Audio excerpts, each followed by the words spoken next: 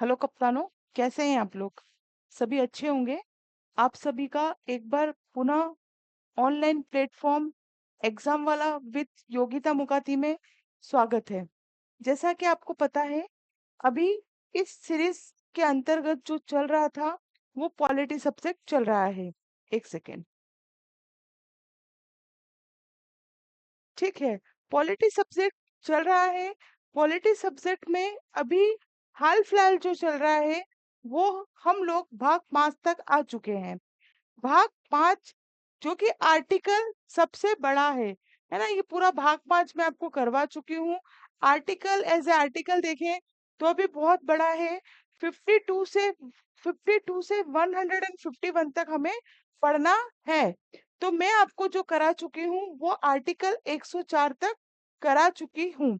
Last में मैं आपको इम्पोर्टेंट आर्टिकल भी बता दूंगी। वैसे मैं बताती चल रही हूँ कौन कौन से इम्पोर्टेंट है, कौन से इम्पोर्टेंट नहीं है, ये भी चीजें मैं आपको बताती चल रही हूँ। लेकिन फिर भी मुझे पता है कि आप लोगों को इसकी आवश्यकता लगेगी, तो ये बिल्कुल आपको अंत में बता दिया जाएगा। आज हम जो स्टार्ट कर रहे हैं वो आर्टिकल नंबर 105 से हम पढ़ना स्टार्ट करेंगे। और आज ही हम इसमें धन विधेयक के बारे में भी चर्चा करेंगे।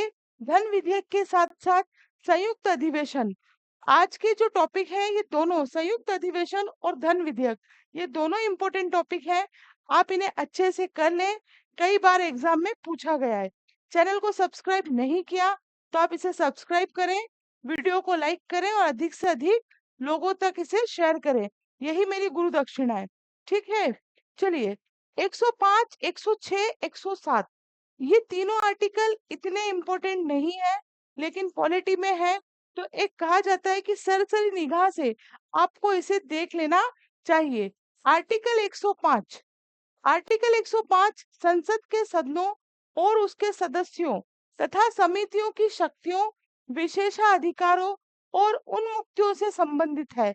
मतलब जो संसद में सदस्य हैं या संसद की जो समितियां हैं उसके रिगार्डिंग क्या है आर्टिकल 105 कि उनको कौन कौन सी शक्ति प्राप्त है, कौन कौन से विशेषाधिकार प्राप्त है। चलिए, अनुच्छेद 106 भारत के संविधान का एक भाग है जो संसद के सदस्यों के वेतन और भत्ते को क्या करता है, निर्धारित करता है। मतलब आर्टिकल 106 में संसद के जो सदस्य हैं उसके वेतन तथा भत्ते के बारे में चर्चा की गई है। आर्टिकल 107 विधेयक को पेश करने और पारित करने के प्रावधानों का क्या करता है, प्रावधान करता है, उससे संबंधित है कि आप विधेयक को किस तरह से पेश करेंगे और कोई विधेयक अगर पारित होगा तो उसकी क्या रीति से पारित होगा, या वो रिजेक्ट होगा तो किस रीति से रिजेक्ट होगा। ये सब हमें किसमें दिया गया है, आर्टिकल 107 में। चलिए, आर्टिकल 108 बहुत इंपॉर्टेंट है, बहुत बार क्वेश्चन पूछा जाता है।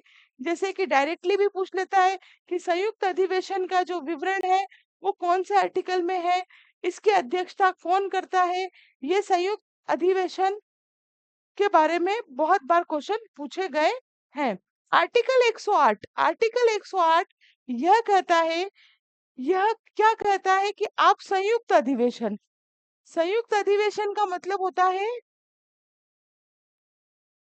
कि आप लोकसभा और राज्यसभा दोनों को क्या करें, संयुक्त रूप में बुलाएं।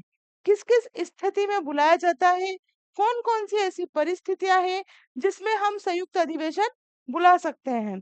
सबसे पहले तो हमें पता होना चाहिए जो संयुक्त अधिवेशन है उसका जिक्र आर्टिकल 108 में किया गया है। चलिए, यह तब बुलाया जाता है जब दोनों सदनों में क्या हो जाए, विवाद हो जाए। इसे राष्ट्रपति क्या करते हैं, बुलाते हैं।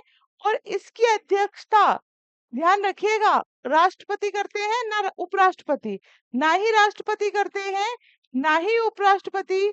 इसकी अध्यक्षता लोकसभा का स्पीकर करता है ना? जो लोकसभा के अध्यक्ष होते हैं वही इसकी अध्यक्षता करते हैं। निम्न परिस्थितियां हैं जिसमें हम क्या करते हैं, संयुक्त अधिवेशन बुला सकते हैं। एक सदन द्वारा पारित विधेयक, मान लो कोई एक कानून है, एक बिल है, मान लीजिए या तो लोकसभा ने पारित कर दिया हो या फिर राज्यसभा ने पारित कर दिया हो। अगर लोकसभा ने पारित किया होगा तो राज्यसभा क्या होगी, पारित ना करे, या राज्यसभा ने पारित किया होगा तो लोकसभा पारित ना करे। कुल मिलाकर एक सदन द्वारा पारित विधेयक का दूसरे सदन पारित ना करे, है ना, तब क्या करते हैं भैया, क्या राष्ट्रपति पूछते हैं, भैया क्या मगजमारी चल रही है, चलो सबको क्या करो, बुलाओ। एक सदन द्वारा पारित विधेयक को दूसरे सदन में क्या किया जाए, 6 माह से 6 माह से अधिक देर तक रोका जाए तो भी संयुक्त अधिवेशन बुलाया जाता है। एक सदन द्वारा दिया गया सुझाव दूसरा सदन मानने से क्या कर दे, इनकार कर दे, तो भी संयुक्त अधिवेशन बुलाया जा सकता है। क्वेश्चन डायरेक्टली पूछा भी जा सकता है कि ऐसी कौन सी परिस्थितियां हैं जिसमें संयुक्त अधिवेशन बुलाया जाता है, या फिर ऐसी कौन सी परिस्थितियां हैं जिसमें कभी भी संयुक्त अधिवेशन नहीं बुलाया जाता है। तो ये तो वो परिस्थितियां हैं जिसमें संयुक्त अधिवेशन बुलाया जाता है। अब हम वो परिस्थितियां पढ़ेंगे जिसमें संयुक्त अधिवेशन नहीं बुलाया जाता। संयुक्त अधिवेशन जो है संविधान संशोधन तथा धन विधेयक पर संयुक्त अधिवेशन नहीं आ सकती।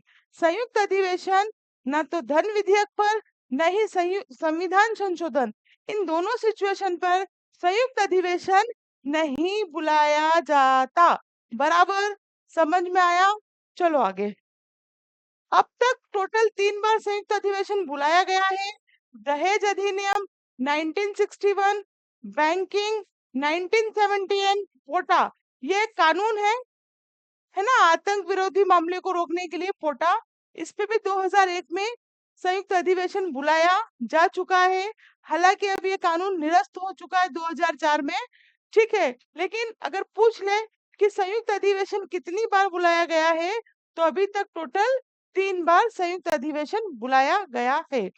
अनुच्छेद 109, यह भी इम्पोर्टेंट है। धन विधेयक के बारे में क्या करता है विशेष प्रावधान। 109 धन विधेयक के बारे में क्या करता है, विशेष प्रावधान करता है। यह देखो, धन विधेयक हमेशा लोकसभा से प्रारंभ होता है, लिखा है मैंने, यह पहले लोकसभा से ही प्रारंभ होता है। लोकसभा से ही मतलब कि लोकसभा से ही, राज्यसभा से नहीं।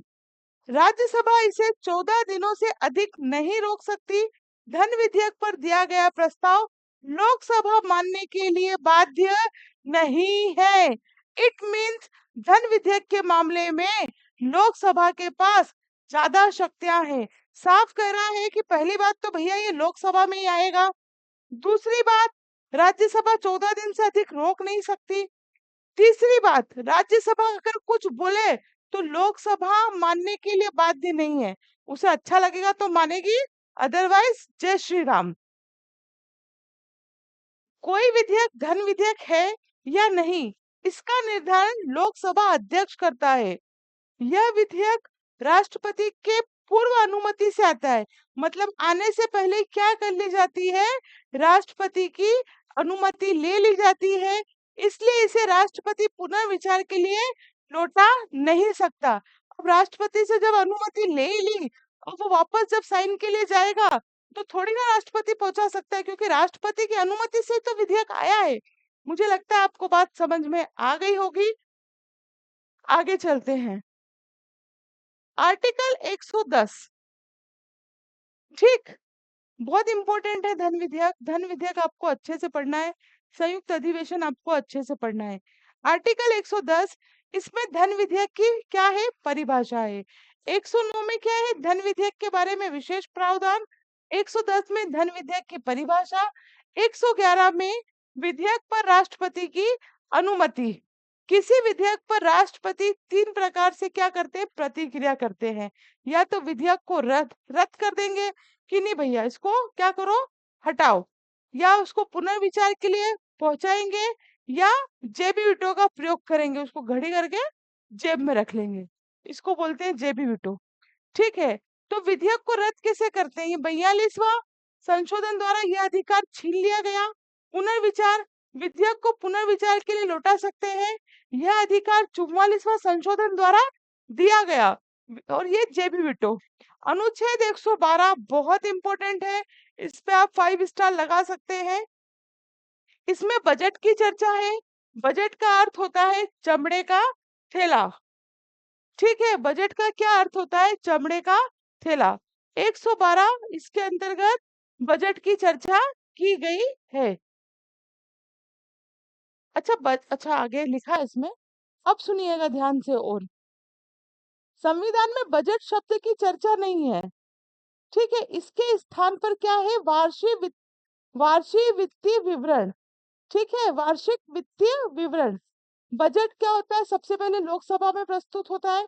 बजट प्रस्तुत करने का अधिकार राष्ट्रपति को है, किंतु ये वित्त मंत्री या किसी अन्य मंत्री से इसे क्या करवाते हैं? प्रस्तुत करवाते हैं। बजट में केवल इस बात की चर्चा की जाती है कि कौन कौन से विकासात्मक कार्यों को करना है। बजट द्वारा धन नहीं निकलता। ठीक है, अनुच्छेद 113 ये होता है प्राक्कलन, और प्राक्कलन के बाद होता है एक विनियोग विधेयक। दोनों को समझना बहुत जरूरी है। आर्टिकल 113, बजट में किए गए घोषणाओं पर कितना खर्च आएगा। ठीक है, कितना खर्च आएगा, ये होता है प्राक्कलन। ठीक है, इसी के ठीक नीचे मतलब कि 114 नंबर में आपको दिया है विनियोग विधेयक। विनियोग विधेयक में प्राक्कलन में बताए गए धन को निकालने के लिए संसद में विनियोग विधेयक पारित करना होता है। जब तक विनियोग पारित ना हो तब तक धन नहीं निकाला जा सकता। संसद को राष्ट्रपति कोष, मतलब जो संसद होती है, इसको कोष का, धन का क्या कहा जाता है? रक्षक कहा जाता है। हर पॉइंट से एमसीक्यू बन सकता है, इसलिए आप इसे अच्छे से पढ़ें। आगे अनुच्छेद 115 अतिरिक्त सप्लीमेंट्री या अनुपूरक अनुदान। विनियोग विधेयक द्वारा दिया गया धन महंगाई बढ़ने के कारण क्या होता है? मान लो आज हमने सोचा घर से निकल रहे हैं कि 100 रुपए की हम सब्जी खरीद के लाएंगे, मार्केट में गए, वही सब्जी 150 रुपए की हो गई महंगाई बढ़ने के कारण। तो जो आप धन लेके गए थे वो क्या हो गया? कम पड़ गया। तो उसी के लिए हमें क्या पड़ती है? एक्स्ट्रा, हमें और पैसा चाहिए। तो अनुपूरक अनुदान का जो विवरण है वो आर्टिकल 115 में दिया गया है। आप इन्हें 115 तक, 52 से 115 तक के आर्टिकल अच्छे से पढ़ ले। ठीक है, पढ़ते पढ़ते आपको भी पता चलेगा, प्रीवियस ईयर के पेपर आप देखेंगे तो आपको पता चलेगा कि कौन कौन से इसमें इम्पोर्टेंट आर्टिकल है। नहीं तो मैं तो बताऊंगी ही सही। ठीक है, मैं सिर्फ आर्टिकल बताऊंगी 52, ऐसा पूरा नहीं बताऊंगी। ठीक, तो आप इसे पढ़ लें। नेक्स्ट वीडियो में हम बहुत जल्द मिलेंगे। तब तक के लिए थैंक यू वेरी मच। जय हिंद, जय भारत।